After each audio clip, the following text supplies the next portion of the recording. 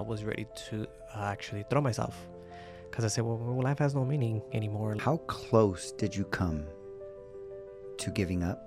Many times. I was praying to God, and I was just telling God, like, okay, if I have a purpose here, like, show it to me. If it doesn't happen in the next 5 minutes, I'm just going to call it quits. And it would happen almost every night. How does somebody go through all of that, yet still choose love over bitterness, empathy over judgment, healing over anger? Because life is not that serious. It's okay that they don't have to stay silent. Ever wonder how one conversation can change your perspective? You're listening to On the Mic with Joe Cee, real conversations with real people, and every episode leaves you with something new.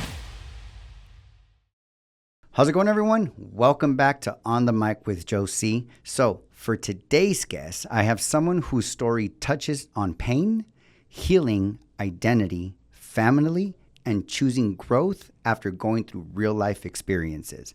He's also someone trying to use his voice and platform to help others feel less alone. I'd like to introduce my next guest, Sergio Navarro. Hi, guys. How are you? I feel like I should have been clapping. Right? How's everyone doing? How's everybody doing? Hopefully everybody's great out there. I hope you guys are ready. I'm super excited for this conversation that we're about to have. We've actually been planning this out for a while. So I'm super excited, right? But before we actually get into the conversation I want to have, right? I wanted to ask you, who is Sergio today in the season that you're in today? Who is Sergio today? Let's see. I feel like that's something I'm still trying to discover within myself. I know that now today I feel like I'm more of a, how can I put it? More of a loner. I don't like being around people, not even my own family. Okay. I feel like my peace is what's more important right now, which is always staying home and staying out of trouble and not getting involved in anybody's drama.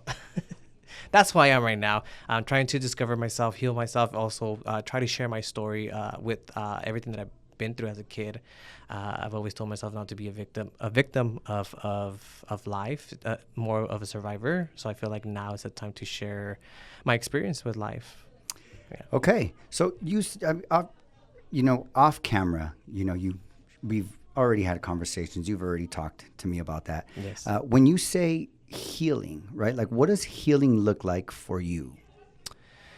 Well, see, I used to think healing used to be something calm, something zen that you needed to look for. But I did realize over time that it's also the chaos that is also healing, because it's pushing you to actually discover yourself and become your own individual outside of who you thought you were with, say, for instance, with your family. Okay. Yeah. So you say chaos, right? What was that chaos for you? As far as like everything that I've been through. So actually, you know what? I want to go a little further back, right? Yeah. You said you've shared with me about things you've gone through your childhood, Absolutely, right? yeah. So who were you? What kind of kid were you before the pain really started? So it's funny that you asked that, because you asked me that question, and I don't think anybody has ever asked me that question before. And me thinking back to who I was before the chaos started, I remember being just a happy little kid. I remember always playing with Barbies and always wanting to be with my cousins. I love being around family until that incident happened, and then that's when everything just started. So you say incident, right? How old were you when the incident happened? I was 10 years old.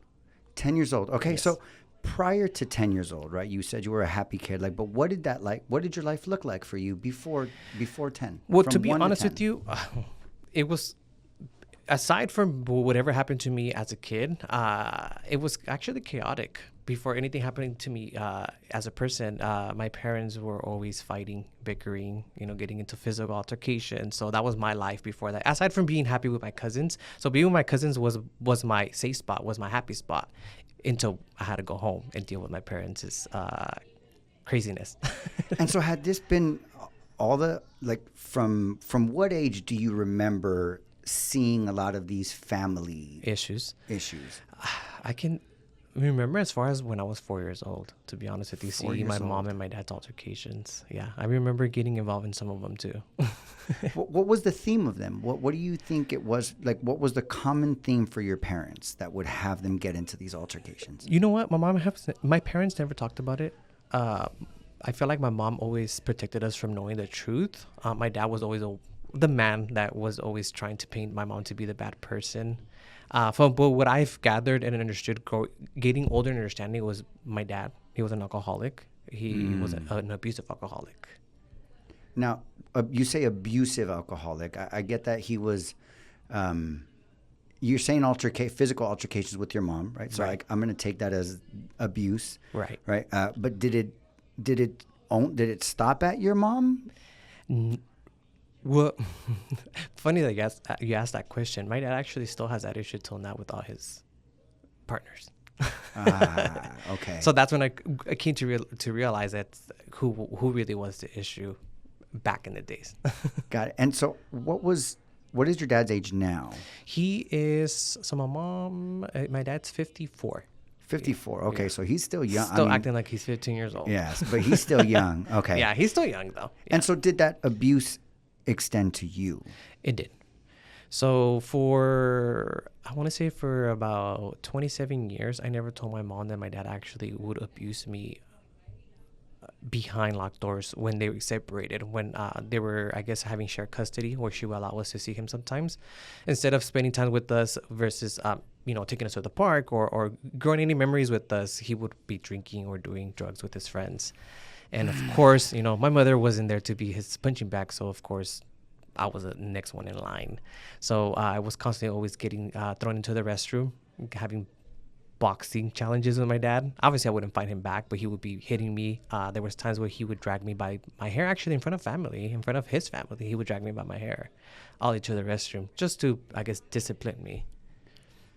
So, When did that physical abuse start? it started when he actually started hitting my mom. So because I would get involved in, obviously, in between the fight, that I didn't want him hitting her. So I would be like, no, leave her alone. So obviously he would hit her, and then he would also hit me as well. And you were at what age when that started? 5 years old. 5 years old. Yeah, 5 years old. Yeah. Now you say discipline, right? You said he would, drag you by your hair, throw you in the restroom, as a way of disciplining you. Disciplining you for what? I think what it is I've always been gay. I've always knew that I was gay, and they knew that I was gay. Just that he was in denial. I'm Latino. I'm Mexican. So in that culture, being gay, it's a disappointment. So for him, it was more like he wanted to beat it out of me, and he did it for a while. He did it until I was maybe 14 years old, and he would also do it in public, actually. Wow. And I can see your the laughter you kind of give after that. I feel like I'm blessed to not have gone through something like that. I could just imagine what comes up for you even as you're talking about this, right? There was one thing you said before where you said, a lot of people see me with a smile. Right. And right now I kind of get that feeling, you share something like this and there's a laugh. Yeah. Right. But what's behind that laugh? Honestly, I think it's just a broken little kid. I have noticed that people have brought it up to my attention, including my mom actually listening to my podcast. She tells me, you laugh too much when it's something serious. And I'm just like, well, it's because I'm used to that. I'm used to you guys shutting me out, telling me that I'm not allowed to share deep conversations like this. So I tend to laugh it off. And I've noticed that I've always been like that up to now. I laugh at serious situations when I shouldn't be laughing. Okay, so you say you shouldn't be laughing, right? Because it is a serious situation. It is a right? serious situation now. Getting into it as a serious situation, like when you share these stories, right? When you look back at the abuse from your father as a way of disciplining you, right? Like what comes up for you other than the laughter, behind the laughter? Before, it used to be sadness. I used to get really sad about it and ask why. Why is it that I had to go through that? Why is it that my parents, my dad in particular, had to treat me that way? But now I think the reason why I laugh is because I don't let it affect me as much anymore. Because before I used to be a really depressed person. I used to be suicidal, actually. Wow. Yeah. Okay. Wow. Yeah, that's strong. Yeah. And before I even continue, I just want to say thank you for being on here. I get that these conversations are serious, right? Yeah, and definitely. that some of these things may be a little bit difficult to share. So the vulnerability is incredible, and really appreciate you for that. No, of course. When that was happening to you as a kid, what did you believe about yourself? What would you say about yourself when these things were happening? Actually, a lot of the questions that would go up in my mind when I was dealing with all this was actually why do I exist? And I feel like I kept that in the back of my mind forever, asking why do I exist? Why do I continue going through all these dark moments when all I want to do is just, I guess, find something normal and love. Mm. Yeah. And that was something that for you was missing. It was missing, yeah, because I've always craved that from both my mom and my dad. Because even though my mom wasn't physically like abusive with me like my father was, my mom did have her moment of also, I guess, you want to say, kind of neglecting me, in a way, in a sense. What did that look like? Very lonely, to be honest with you. I feel like I was misunderstood. I feel like a lot of my anger as a preteen was mistaken for something else. In reality, I was dealing with a lot of this abuse behind locked doors because I didn't want no one to know, including my mom. And the neglect from your mom, what did that look like? Well, the neglect was more so. I to this day I still don't understand if she's ashamed of me being who I am. I feel like I've always been like with her, for instance, I wasn't able to be myself growing up. I had to be more manly around her. I couldn't walk gay, act gay, or for instance, if I dressed too gay, she'd be like, "Go change. That doesn't look good on you." When I already knew what she was talking about. So I've always felt like I wasn't pride and joy for her. Being her firstborn, I felt like I was just a disappointment to her. And when you would walk and talk, right? I get when you would dress, but when you would walk and talk a certain way, what did that look like for you? To be honest with you, I don't know what my mom will see, but I know for a fact that me growing up, that was something that I looked into a lot. That I would also sometimes even trip by walking, because I would be like, maybe I'm walking too gay, maybe I'm not walking too straight. So I've always looking into the way that I was walking. Okay. Yeah. Got it. And so this abuse happened with your father until you were 10, you said. Well, actually, no. It stopped when I was 14. 14, yeah. 14. When you were 14. When did your parents separate? They separated when I was 5. So When you were my mom 5. actually split up from my father when she was pregnant of her 4th child with my little brother. When he was still in her stomach, and she was only 22 years old. So by the time she was 22, she had all 4 children by herself. Yeah. You mentioned anger. I heard you say anger a little while ago. Yeah. Did anger ever become part of your identity? And if it did, what did that look like? Most definitely, it did become part of my identity, and I think that all came into play after I was sexually abused when I was 10 years old. Because I don't remember being that angry when I was younger than that, during the abuse. But also at the same time, when I was dealing with that sexual abuse, I also was dealing with bullying at school. On top of that, dealing with my dad being abusive with me physically. So when did the bullying at school start? I can remember as small as 1st grade. Wow. Yeah, got kids always throwing things at me. The things that I remember the most, that it stopped when I was in 8th grade, is people always throwing their lunches at me. I don't know if you remember back in the days, the chocolate milks used to be like in a plastic bag. Kids would come over my head and they would just pop it over me. Throw their lunches, rocks, dirt, like anything they can find. And I was always that lonely kid by the tree by himself, just always praying and hoping to be noticed or even make a friend. And this bullying was because of what? I never understood why. I think it all has to do with me being gay. I thought it was different because it was back in the days, back in the early 2000s. That being gay wasn't really out there as much. So I think it had to do with all that. What did that anger manifest into? What it manifest? What do you mean? Yeah, like you said that anger kind of became part of your identity, right? Being bullied, being abused, right? There was anger there about it. Did anger ever manifest into anything? Did you ever act out in any way because of that anger? Yes. I from what I've noticed when I was going through my healing process in the last year, I can go back and think that I was always explosive with my mom. I was always angry with her, always giving her attitude everywhere I went. I had an attitude that also crossed over to the relationship I was in, which lasted 10 years, which I also dropped all that into that relationship. Yeah. What age did that relationship start? 19. 19 years old. Yeah. And so that relationship lasted from 19 to 29. Yeah. And unfortunately, that person did have to deal with a lot of all that. Yeah. And now, you said that you were sexually abused at the age of 10. Is that correct? Correct. Was that by a family member? Well, no. It actually was my mom's ex-boyfriend. Someone she interested with us being in his presence 24/7.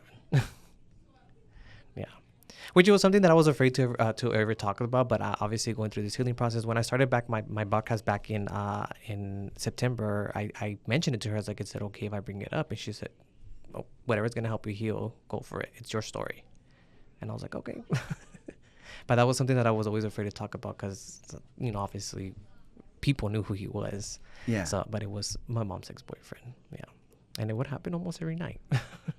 Almost every night. Yeah, which I mean, for me too, I'm just like, well, when did he have time for my mom? Because it was always with me, and it would be sometimes it would be before school. Sometimes I would come home from school, and he would be there waiting for me already.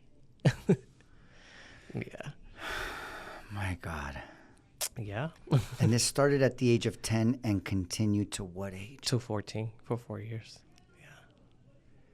So this age of 14 seems to kind of hit. Is there something that happened at the age of 14 that had your dad stop abusing you and had the ex-boyfriend stop abusing you?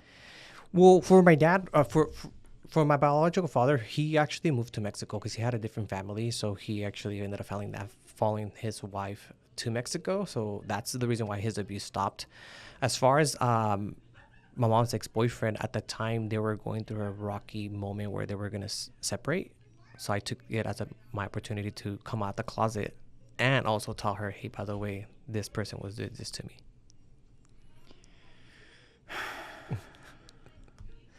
It was difficult. It was a difficult conversation. It was scary. What was that conversation like?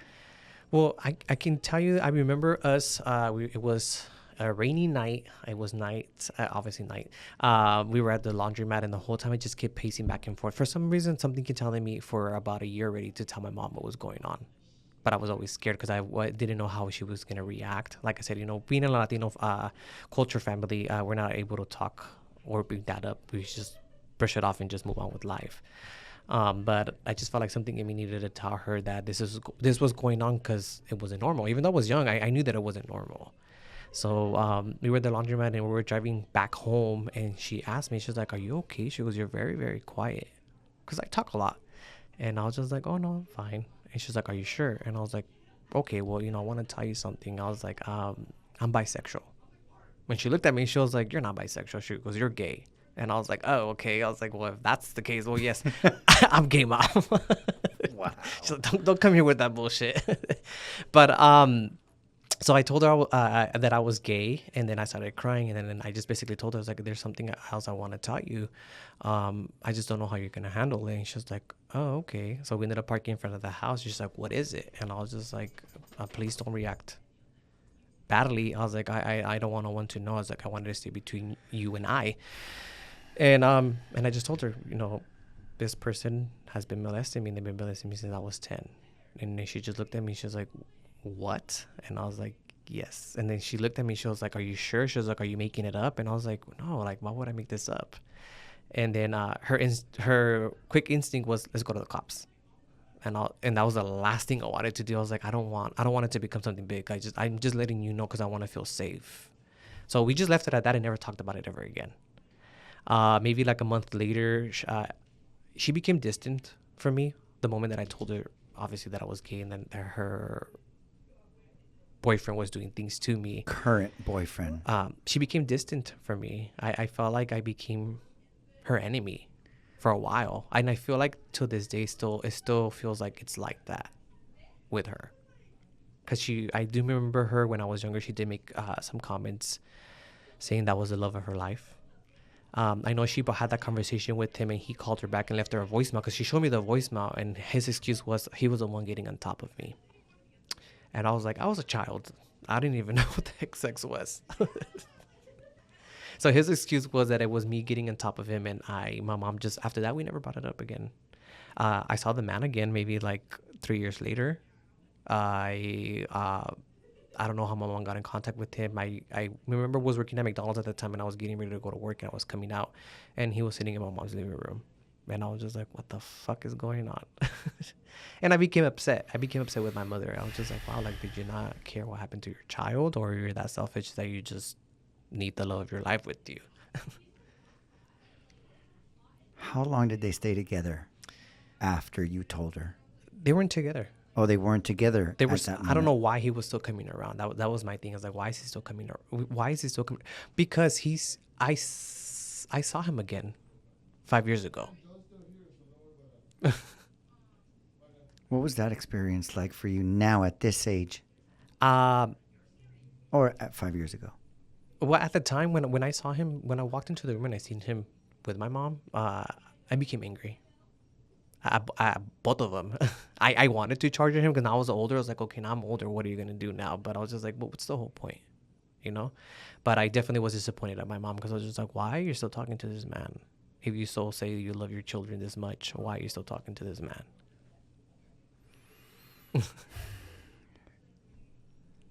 If your mom has ever told you the answer to this question, then you can say that.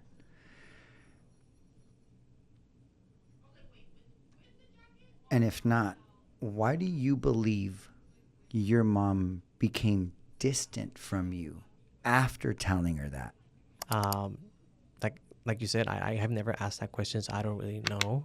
I know that I've brought up certain situations and conversations with her where I want to, get to the bottom of it, but she tells me, I've written my story, you need to write your own.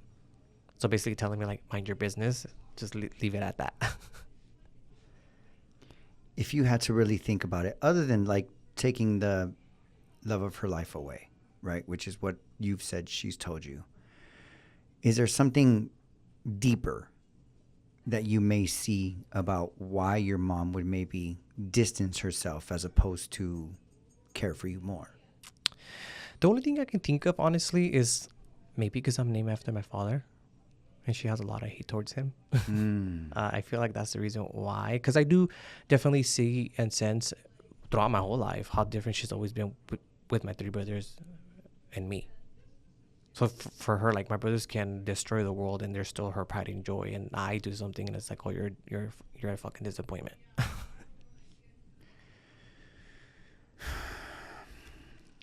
What comes up for me when you say that? A little while ago, you shared with me that you asked your mom, I'm going to start a podcast and, is it okay if I share about this? And what I heard you say was that she said, whatever you need to do to heal, do that. When I first heard that, I thought to myself, okay, this sounds like a mother who is supporting this healing process. Right. Then I hear you say what you just said right now about my brothers they can destroy the world and her pride and joy. I can do one thing wrong. And she's like, you're a fuck up.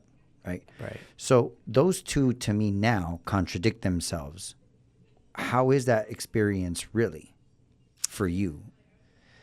Well, I don't know, because even though she did make that comment, as far as saying that, if that's something that's gonna help you, I sensed, and obviously read between the lines, that she felt like I don't have to talk about that, but I was just like, but it's still part of my story. Like, I still want to talk about it. I'm not gonna avoid it either, Mm-hmm.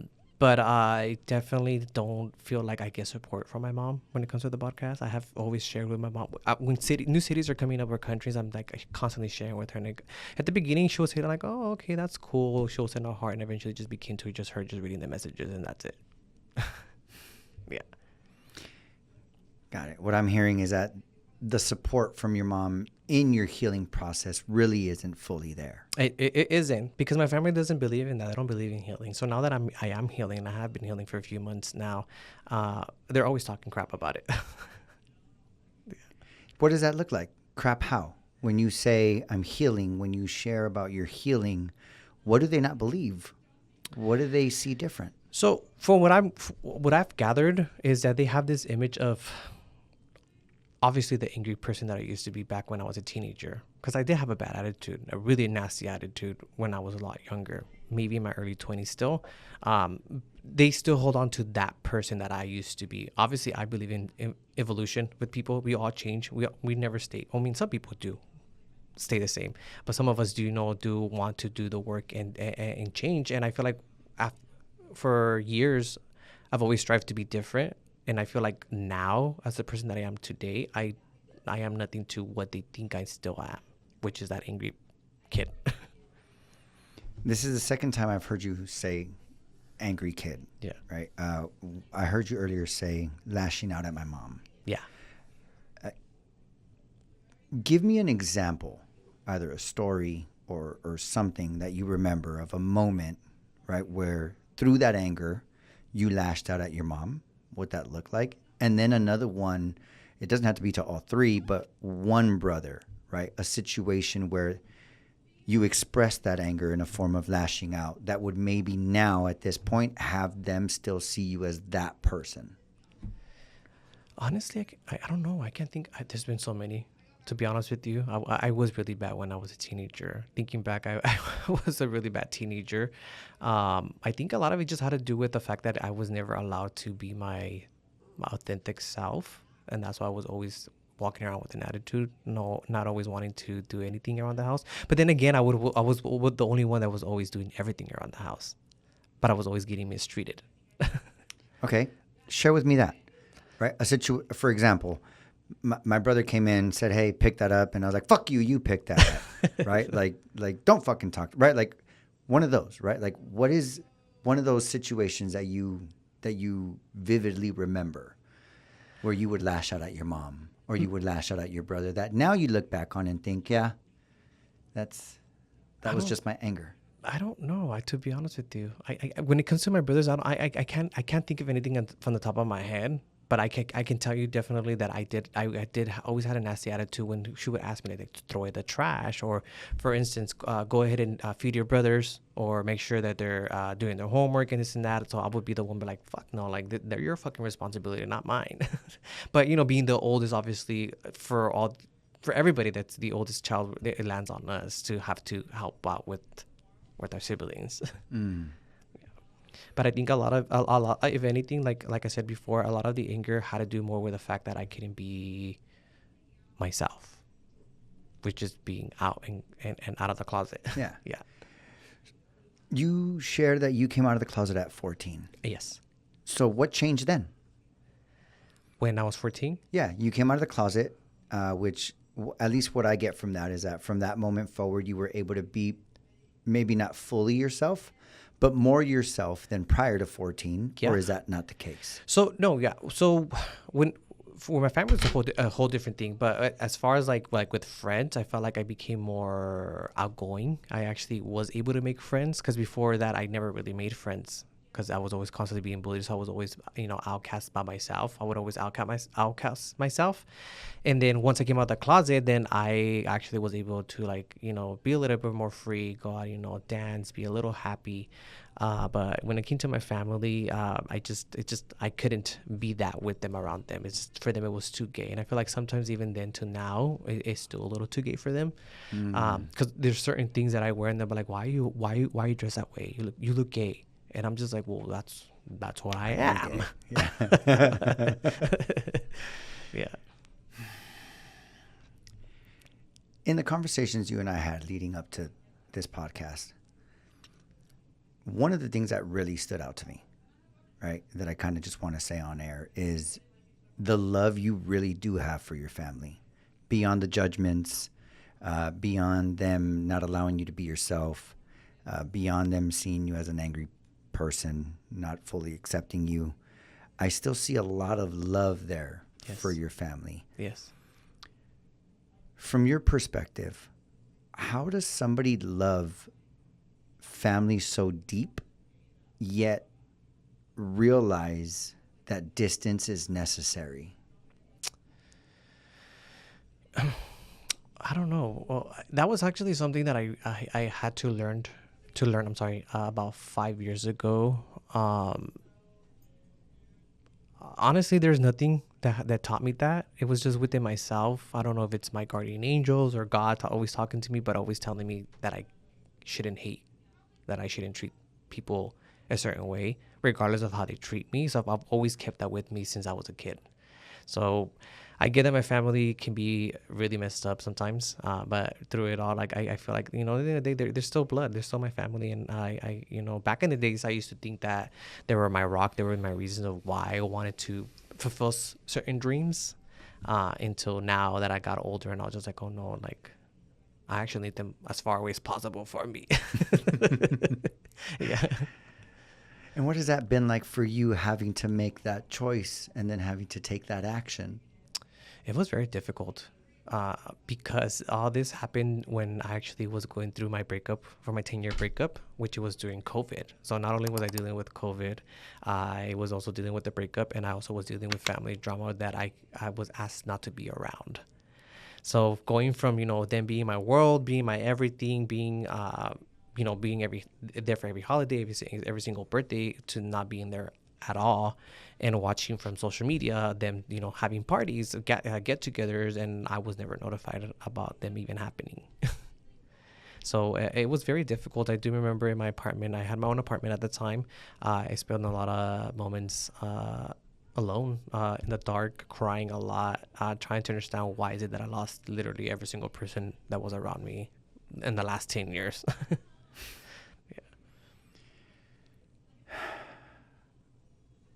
Man. This next question for me is, I don't want to say tough, right? I guess I'll just say tough. When you were at that point of giving up, right? How close did you come to giving up? And what did that moment look like? If I was standing in the room, in the home, wherever it was, what would I see? Well, I can tell you that I did have a moment in my apartment where I said, fuck it. I was like, I'm going to end my life here. Where my apartment was at, I was on the third floor. My bedroom did have a balcony. I remember being on the edge. I actually went over there. I sat on the actual railing, and I was ready to actually throw myself. Because I said, well, life has no meaning anymore. Like, I lost everybody that I have. Everybody that I thought I could trust or that could love me fully ended up, being my enemies, which is my own family. And at that point, I was just like, well, I'm alone. I don't want to live anymore. And I remember just sitting there crying, and I was really, really scared that I was really actually going to throw myself. So I actually called my best friend to come over. I told her, I was like, come over, or you guys are going to find me dead. So she ended up coming over, and we were just watching a movie and eating the whole time, and I forgot about it. Did you ever get back to that moment? Yes, many times up to last year. Actually, last year I did have an incident where life was getting a little too difficult for me, because I also was back to square one, dealing with family issues and with issues within myself. But what was different now is just I was in a relationship now, and that person also brought some things into the table that also, I guess, manifested those feelings back again, and I ended up almost committing suicide a year ago. And actually, that's what actually prompted me to start healing. What did that last moment a year ago look like? Well, I remember what was the last straw for that was a situation that happened between me and my partner. Then I was just like, you know what, fuck this. Like, I can't. Like, life is too difficult. I don't want to do this. Life is ugly. Like, it's not pretty how people paint it to be. I remember him and I had gotten into an argument. I grabbed a knife from the kitchen without him realizing. I slipped it into my sleeve of my sweater, got in my car. I took off, and I went to the canyons, actually, here in Azusa. And I was up there by a cliff, and I was getting ready to I was thinking of either throwing myself off the cliff or basically slicing my throat and just letting my whole body just fall so no one can find me. So in the moment when that was happening, I was praying to God, and I was just telling God, like, okay, if I have a purpose here, like, show it to me. If it doesn't happen in the next 5 minutes, I'm just gonna call it quits, and that's it. So I was obviously there. I was bawling, crying hysterically, and in that moment, a red Toyota. I can't recall if it was a Camry or a Corolla, but it was a red Toyota. Came up behind my car, and it was a elderly woman with 2 dogs in the car. And I just remember her asking me, "Hey, are you okay?" And I just looked back at her, and I kind of didn't want to look at her because I had tears coming down my face. And I was like, "Hey, I was like, I'm fine. Like, get the fuck out of here. Like, mind your business."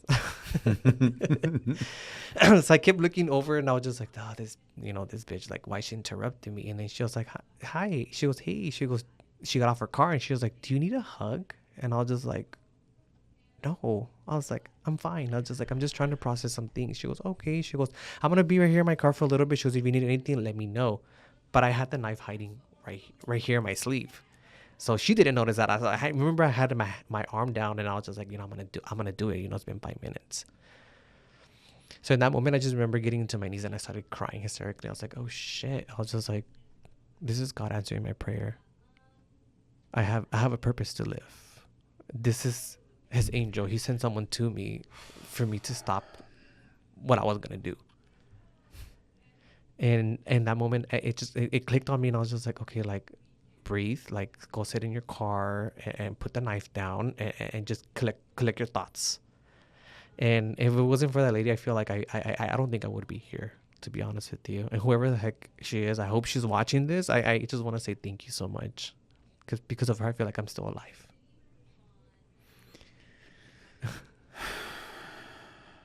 Yeah. What comes up for you as you're telling this story? I feel like crying, but I'm holding it in. But if anything, I feel more. I feel thankful. If anything, I think like I mentioned earlier, I feel like that was my snapping point. I was just like, okay, like, you need to fucking heal. Like, you need to let go of whatever the heck you're carrying, because life is not that serious. Yeah. Was that the first moment where you truly realized your journey to healing? It was. So that moment was that's when I came to the conclusion. I was just like, okay, it's time for me to heal. It still took me a few months to even want to even start that process. I started reading the Bible a little more. In between that, I was just like, okay, let me get connected more with God. Obviously, he is real. He answered my prayer. But what's the point of me wanting to actually heal and let go of everything completely, like even the anger towards my family, my partner, or anybody? It was actually when my partner's brother passed away. That was my first time actually seeing someone pass away right in front of me, seeing them go lifeless. And I feel like that was it for me. I was just like, you know what, like, life is fucking short. Like, life is really short, and it can, come into an end into a second. And I was just like, I need to make changes within myself, for myself, and no one else. And that was the point that I was just like, I need to heal, like, for real. Just to clarify, you said your partner. My partner's brother, yeah. Or your partner's brother Passed away. And you said this was a few months after. Yeah. So this was in April of 2024 when I would, it was the beginning of April when around this time actually, that I tried committing suicide. And then that same year in December, unfortunately, my brother-in-law did pass away from cirrhosis. Yeah, and it happened very, very quick. They gave him 90 days, and he didn't even make it past 2 weeks. So yeah, that was my wake up call. Just like, oh shit, like, life is literally just a moment. Like, life just can be taken away from you, and I was just like, I need to make changes, like, now. And what were those changes? Being less angry. Less. I guess I want to say more accusive, because I was always accusing my partner of dumb things, including my family. I was still carrying that anger with my family. I felt like at the time, I was just like, oh, there's nothing wrong with me. I don't have any issues. I'm perfect. And that's when I came to the realization. I was like, you're not perfect. You're equally as broken as your family. So you need to fucking change.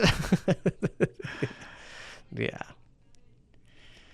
When you realize this, right, when you had this moment of life is too short and it's not that serious, and then you had what I'm going to assert was a moment of accountability. Yeah. Which is, I'm not perfect. I also make mistakes, just like everybody else that I feel has made mistakes around me. Yeah. Who were some of the first people you reached out to, if any?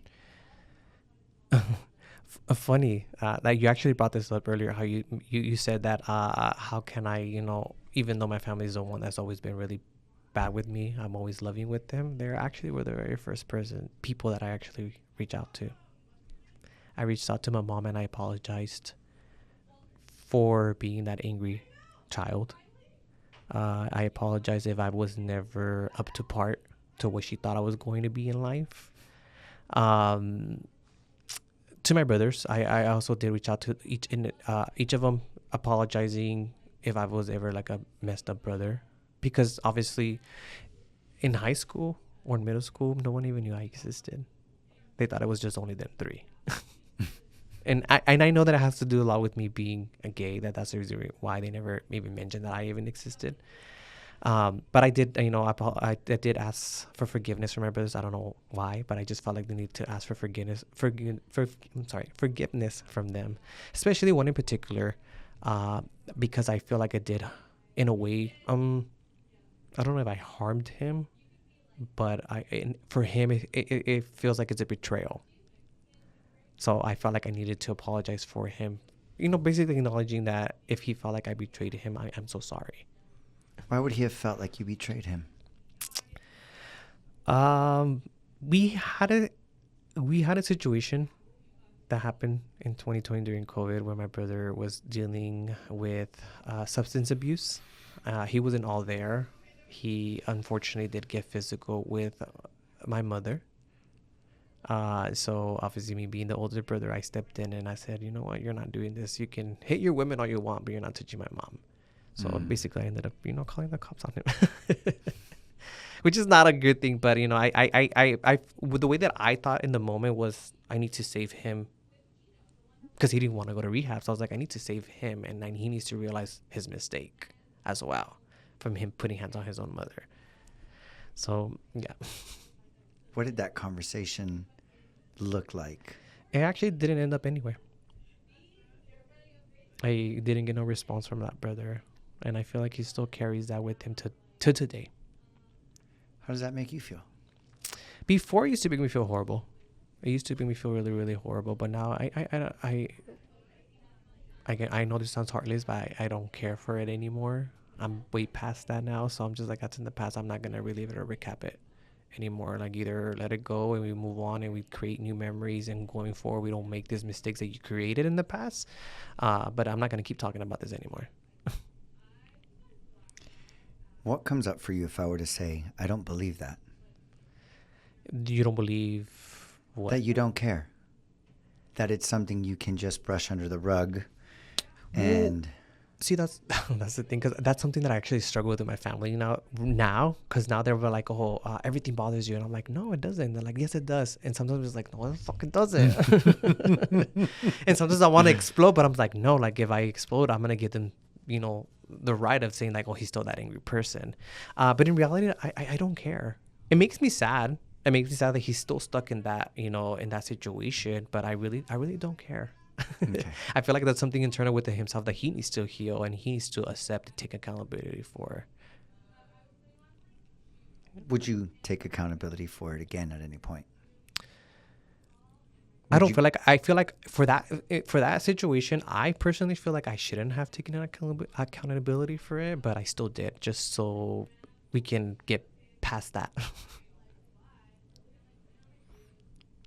Would you ever fully take accountability for it again? Yes. Yes, I would, because I know that I initiated the phone call, which with that, I agree with, and I respect where he's coming from. But like I said, for me, I'm just like, it's in the past. It's 6 years ago. Why are we still talking about it? Yeah.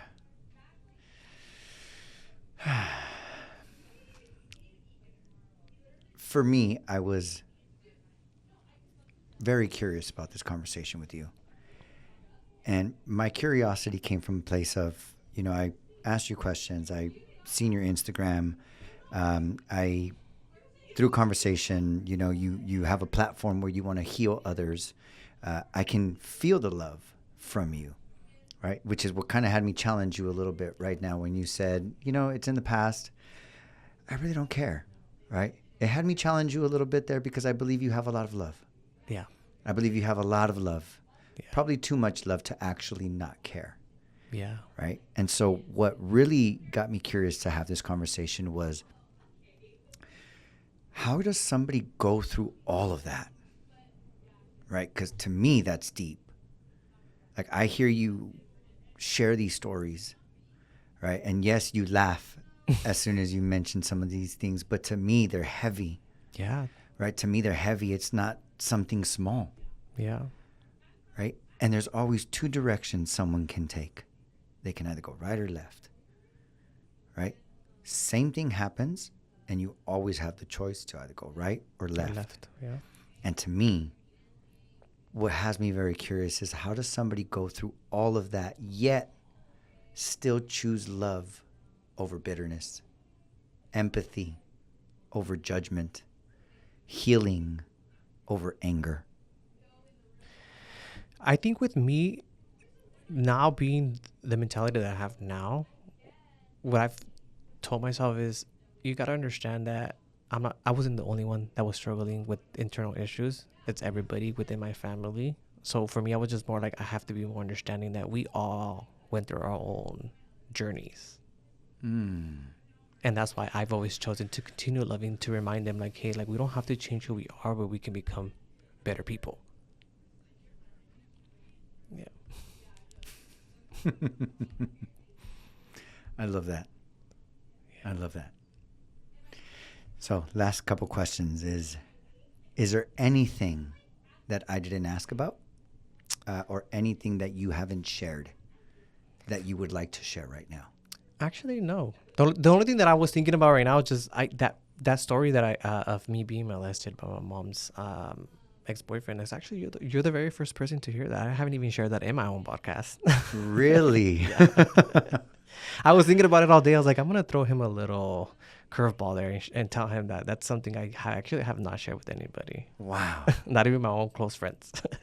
Wow. Yeah. Hey, man, again, I said in the middle of the episode, but again, thank you so much for your vulnerability. Yeah, I get that these conversations are not easy. I know they wouldn't be easy for me. Yeah. Right. And so for you to come on either a public or not so public platform, right, and just share these stories that I believe a lot of us go through. Yeah, a lot of right? us. A lot of us go through that we don't say anything. Yeah. And what's funny is, like, with the podcast, when I first started, I thought it was only going to be like 4 or 5 people that were going to listen to. Within the first week, I actually had over 50 people, and I actually had about 15 messages of people telling me experiences that they went through, that for them, they felt like they wanted to share that with me so they can start opening it up with their own families. And I was like, oh, wow, like, I'm not the only one. Yeah. That right there, Sergio. That. Right? For me, right? There was a couple of times I got emotional during this conversation that we were having. But for me, this conversation is such gold, because there's hopefully going to be a lot of people over the next few years that listen to this or watch clips from this episode that I'm highly hoping can hear for themselves, I'm not alone. Yeah, definitely. And Right? that's the whole goal of the podcast, is just being able to help people and help them understand that it's okay, that they don't have to stay silent. Because a lot of us do grow up with, families having to put that in our minds that we are not allowed to speak up. And that's who I want to be, is the voice for those people. And I didn't know it's okay for you to speak up, even if people are not okay with it. At the end of the day, it's your journey, not theirs. Wow. I love that. Yeah. If you could tell young Sergio anything, and young Sergio would hear you today, what would you tell young Sergio? I would tell him that everything's going to be okay. Because I know back in the days when I was dealing with the sexual abuse and the bullying and the abuse from my father, that was the very first moment that I actually did have my first thought of suicidal. I remember cutting myself actually with a knife in my legs. But I would tell him that everything will be okay, that life is not going to be as, I mean, it's been crazy, but not that serious for me to take it that far. And that you are very, very strong.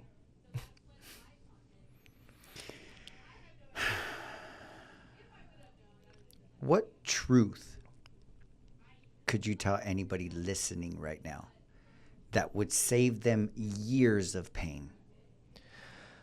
One truth about that, let's see. Well, I mean, I do remember mentioning to you. Well, for me, the way that I see it, maybe a lot of people don't see it that way. It's just more like life is not that fucking serious.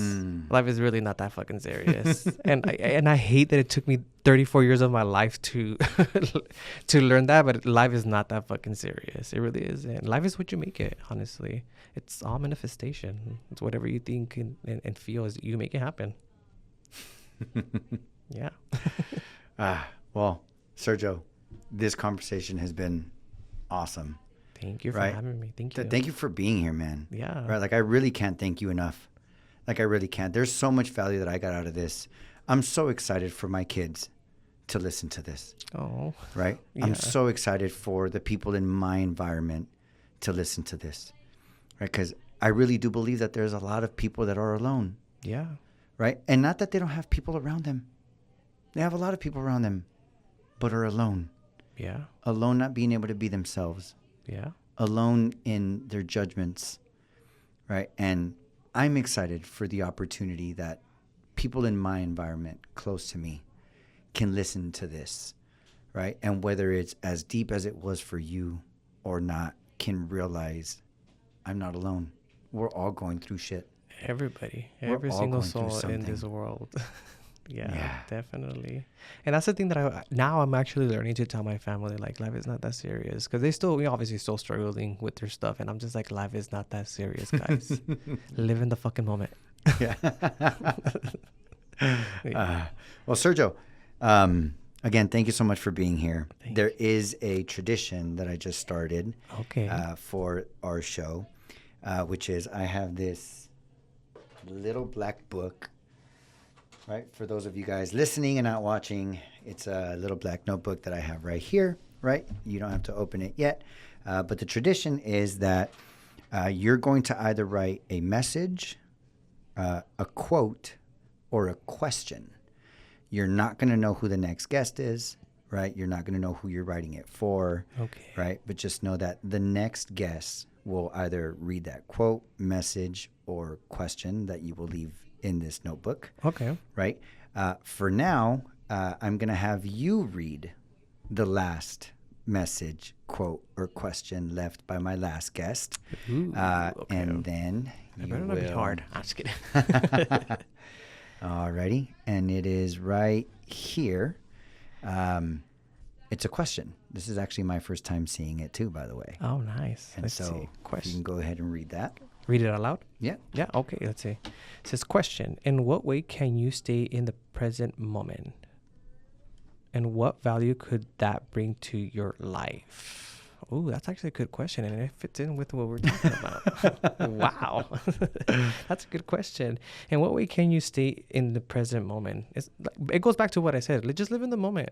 People, I think, feel like in society, a lot of us do stay stuck in wanting to have a plan for the future. And I feel like that's unrealistic. So I feel like just live in the moment. Okay. Yeah. Second part of that. And then the second part says, and what value could that bring to your life? Less worry, to be honest with you. I feel like that's always been my issue, is I'm always trying to plan ahead. And when things don't go right, it's when I become upset. And that's when anger. The angry Sergio comes out. So that I've learned in the last year is just like going back to just live in the moment and just, just live it to the fullest. Yeah. Cool. Awesome. Well, thank you so much for being part of this new Well, tradition that we thank you got going Can I say on. the name? No. No? All you right. cannot. Well, thank you to them for Unfortunately, you asking cannot. that question. Yeah. That was a good question. Yeah, again, nobody ever really knows who writes it for who, right? That's kind of part of the tradition. It's really just, Okay. I think it just leaves it up for fate, Okay. right? And as you can see in this case, it really fit in exactly with the conversation It that we were definitely having. did. That's crazy right? how the universe works, huh? Exactly. And I love it. That's one thing I've learned about healing is the universe talks to you. Yes, it definitely does. does. Yes, and it definitely talked to you on top of that cliff at Azusa Canyons, Yes. right? Amen. It definitely did. Amen. Amen to that. Yes. Again, a little while ago, you said that people reached out to you the moment you released that podcast. So I would like to give you the opportunity right now. If anybody does want to reach out to you, listen to your podcast, email you, DM you, right? Like, how can any of our listeners get in contact with you? Yeah, definitely. So like he mentioned, my name is Sergio. I do have my own podcast, which is being aired on. It's on Apple Podcasts. It's also being aired on Spotify, Amazon Music, and iHeartRadio. It's called Life Walking Journey. You guys can also reach out to me on Instagram on Sergio Junior official _, and you guys can send me either a message or my email's on there. So you guys can also send me an email. Perfect. Awesome. Thank you for that. And for anybody listening, I will have all of Sergio's contact information in the description of the YouTube. If you're listening on Apple, Spotify, Amazon, TuneIn, wherever you're listening to your podcast, you will also find that information on the description there. So if any of you guys need to reach out to Sergio, please do so. You guys are absolutely not alone, right? If this resonated with any of you guys, please get involved in the conversation, right? Whether it's in private with Sergio, communicating with him, or whether it's in public, whether it's commenting on a clip or anything else, just you're not alone, right? None of us are alone. There's always somebody going through what we're going through, right? And just reach out. No matter what, just reach out. Just know that giving up is never the answer. And whether you believe in God, whether you believe in Source, even if you're an atheist and you just believe in it is what it is and it happens the way it happens, just know that it will always happen in your favor. Amen. Whatever that is, right? And so with that said, I'd just like to give a shout out to, it used to be our one and only sponsor, but now it's one out of our couple sponsors, which is the Original Clip Joint Barbershop. We have a location in the city of Covina and another one in the city of San Dimas. If you guys need a haircut, go to ogclipjoint.com. You guys can book your appointment online at no extra cost. If you guys prefer to just talk to a real person, you guys can either call the San Dimas shop and speak to Jasmine, or you can call the Covina shop, speak to me directly. You will not get an AI. You will get a real person, and you will actually get the owner of each shop helping you set up your appointment directly. Hey. Our second sponsor is Mastermind, which is a clothing brand that I started with one of my best friends that I've known since 4th grade. Nice. Right? So it's mastermind.com, MSTRMXND.com. We have shorts, we have shirts. It's, a high-end urban streetwear. So go online now. You guys can actually shop. It's live. And with that said, Sergio, thank you so much, brother. Thank you so much for having me. I appreciate you. I appreciate for that. you. Thank you. Appreciate you. Stay blessed. Smile every chance you get. And we love y'all. Amen. Peace. Peace out, guys. Bye.